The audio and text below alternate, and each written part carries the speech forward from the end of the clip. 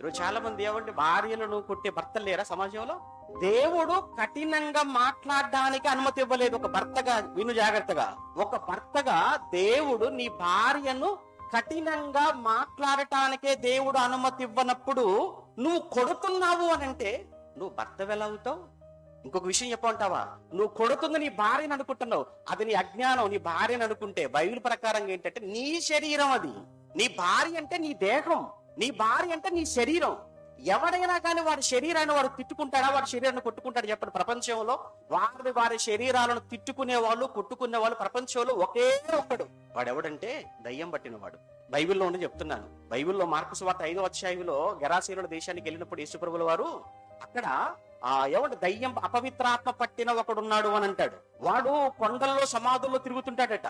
అంతేకాదు వాడు తన శరీరమును ఏం చేసుకుంటాడు అని రాయబడింది అక్కడ. తన శరీరమును